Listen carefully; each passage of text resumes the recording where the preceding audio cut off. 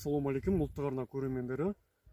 Мен бүгін қиярларға жиі түсетін зиянкес паутина клеш, қазақшасы өрмекші кеңес дейді.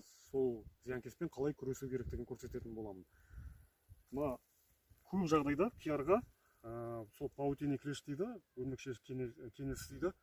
Сол жиі түсіп, мына жапырақтың астында сөлін сорып, мына қиярдың жапырағын сарғайтып жібереді. Осы зиянкеспен қалай күресу керектігін, не дәрі шашу керектігін, қандай дәрі шашу керектігін көрсететін боламын. Ол үшін бізге мынандай вертемек деген агромагазиндерден сұрасаңыздар, осындай вертемек деген дәрі болады. Бұны 10 литр суға 10 грамм қосып, мына қиярға шашып шығатын боламыз. Бірінші мына қақпағын ашпай атып, кішкене араластырып жібересіздер, былай қозғап. Сосын ақырындап ашып, мынандай өлшегішке 10 грамм қосатын боламын.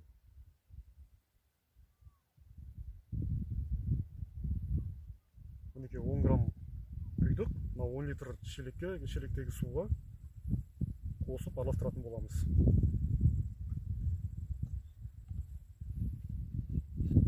Бұл дәрі тез әсер етеді, 2-3 күнде өрмекші кеңесі, паутина клеш дейді, ақырындап жойылып кетеді. Күйіп болғаннан кейін дәріні үйтіп жақсылап араластырамыз.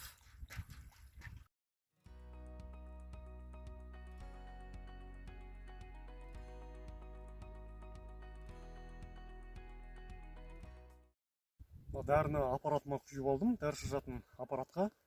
Бір айта кететін нәрсе, азанғы салқынмен және кешкі салқынмен шашып шығу керек. Бұл улы зат болғаннан кейін қиярдың жапырағын күйдіріп жіберуі мүмкін.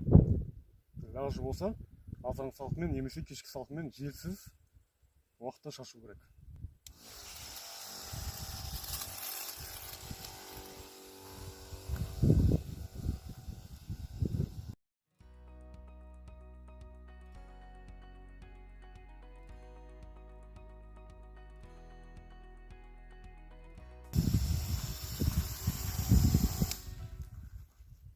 Мінекей үстіп жақсылап шашып шығасыздар.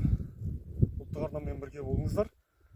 Алда қандай күтім жасау керектігін, қалай баптау керектігін айтатын боламын.